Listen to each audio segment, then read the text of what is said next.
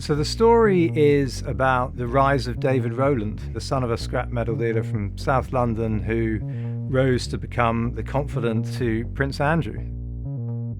He'd acquired this Luxembourg bank, Kaupfing Bank, and they proceeded to turn Kaupfing, Luxembourg, into what they now called Bank Haveland. Prince Andrew had become some kind of a roving ambassador for the Rowlands. You know, with their unofficial door opener, Prince Andrew, they kind of went around the world hoovering up clients from among the ranks of the world's sort of worst kleptocrats and criminals. I don't think anyone comes out well out of this tale. Prince Andrew certainly does not come out well. You have the Queen's favourite son going out and basically being a glorified salesman for this really quite dodgy bank.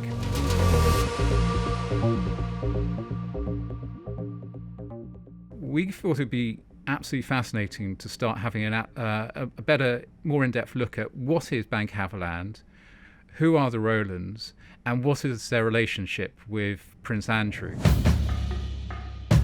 So David Rowland had very humble beginnings. He left school at 16. He's a short guy, barrel-chested. He's got a kind of near-permanent scowl on his face. He peppers his speech with foul expletives. He's a rough character who's done very well for himself. By the 1990s, he was well off enough to set up a family office. And this family office was not just handling his own money, it was almost like a shadow banking operation. They would provide finance loans to the types of people who couldn't otherwise get it, but that were very wealthy. Not many people in the UK would have heard of him until probably about late 2010s, around that sort of time, when a lot of these stories started coming about his friendship with Prince Andrew. So Prince Andrew is the second son of the Queen of England, and he is, by some reports, her favourite son. He's never been in any danger of being any particularly close to becoming king or anything like that. You know, obviously his older brother Charles is going to be king. You know, he didn't go to university, he went straight into the Navy. He then became a pilot and by all accounts served very bravely in the Falklands War as a helicopter pilot. That's my helicopter flying over at the moment. I think it's almost time I should go, but never mind. Somebody's telling me it's time to go. But after that, once he left the Royal Navy in the 80s, he seemed to have become a bit of a lost soul.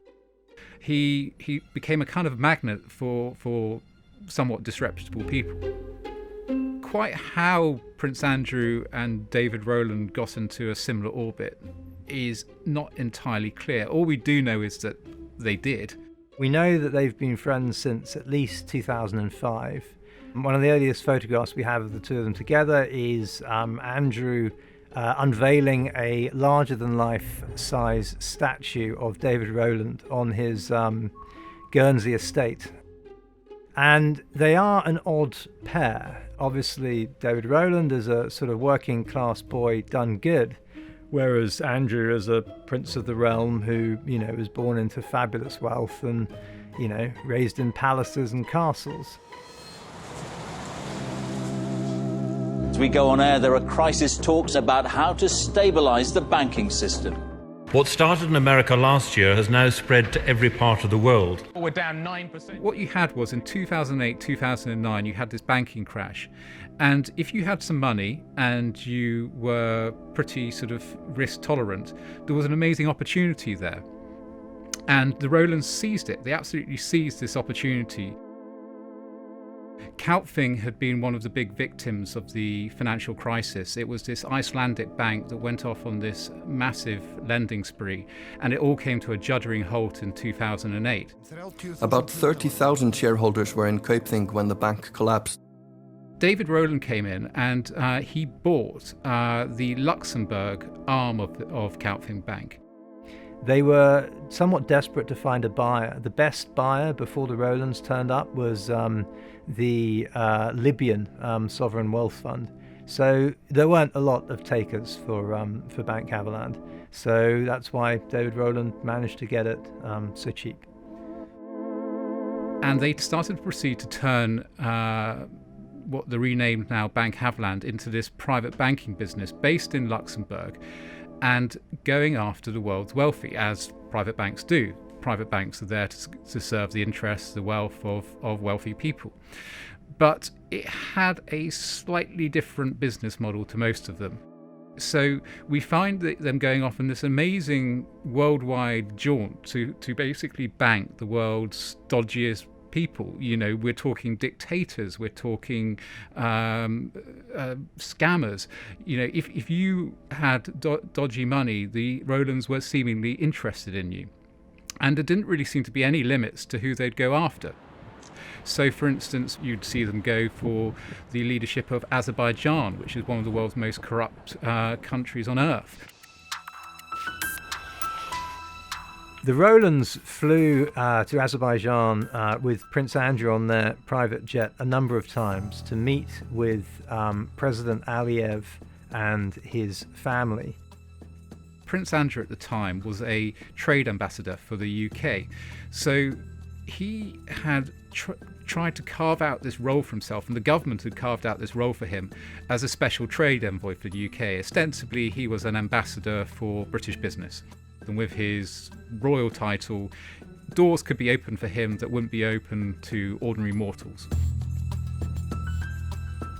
And the Rowlands looked to effectively use this relationship, this special place that Prince Andrew had, to basically get to people that they wouldn't have otherwise been able to.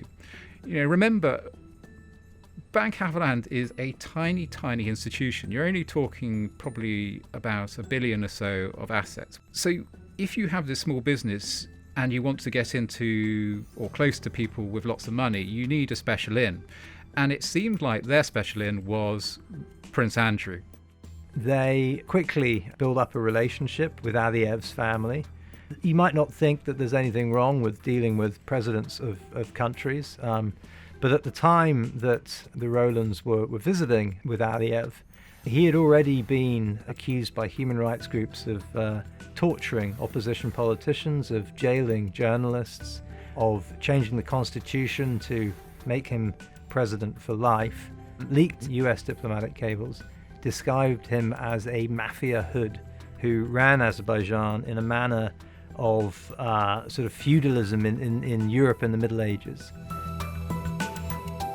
Both sides of the Atlantic in recent years, there's been a big crackdown on money laundering, and that has made most banks incredibly wary of who they take on as clients. But the Rowlands were a bit different. You know, with their unofficial door opener, Prince Andrew, they kind of went around the world hoovering up clients from among the ranks of the world's sort of worst kleptocrats. A sort of prize example of that is Kola Aluko. He was a Nigerian oil magnate who came to the Rowlands in 2015 to get a 25 million euro loan. Now, if the Rowlands had done a Google search on him at the time, they would have discovered that he was already under investigation in Nigeria for his part in a massive, massive fraud there involving bribery and corruption and the awarding of oil contracts. But they loaned him 25 million euros. And sure enough, within days of that loan being signed, the former Nigerian oil minister was arrested for her part in the fraud, and the police started looking for Kola Aluko. Arguably, the pinnacle of David Rowland's social climb was the 2018 wedding of Prince Andrew's daughter, Eugenie. Here you have a granddaughter of the Queen marrying on national television at St George's Chapel, which is the same place where Prince Harry and Meghan Markle got married. And you have all of the great and the good of the country are going in there to be seated, to witness this occasion. To join together this man and this woman. You know, he had front row seats with his wife. They were in the aisle, sitting next to Kate Moss. And there you have David Rowland. In less than 6 decades, David Rowland had ascended from being the son of a scrap metal dealer to rubbing shoulders with royalty. But already at that time, the legal noose was tightening around his bank. Kola Aluko had defaulted on the 25 million euro loan that he owed to Bank Haveland, and that had led to the biggest foreclosure in New York history on this condo that he owned. And it became tabloid fodder, and for the first time Bank Haveland were linked to this central figure in one of Nigeria's biggest ever frauds.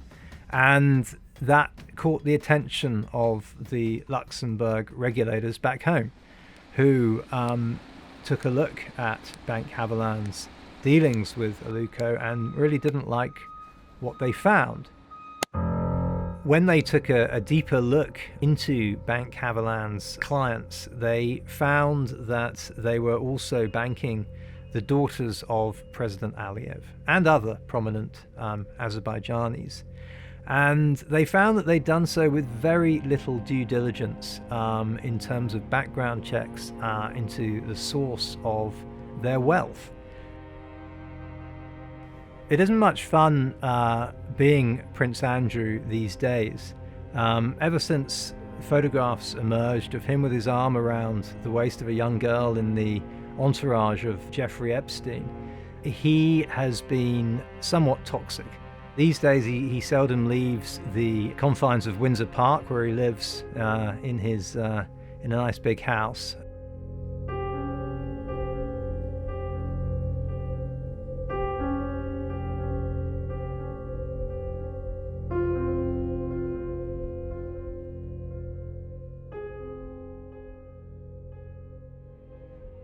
So the bank's old buccaneering ways are very much behind it. And what you have is this agreement between the two sides that Bank Haveland will lower its risk appetite. The problem you then have, obviously, is that, well, if you're just a normal private bank trying to go after the same people everyone else is, why would you bank at Bank Haveland, right? Why wouldn't you go to some other bigger place that has more services? And the simple answer to that is you would go to one of those places, most likely, in which case Bank Haveland really doesn't have a purpose any longer.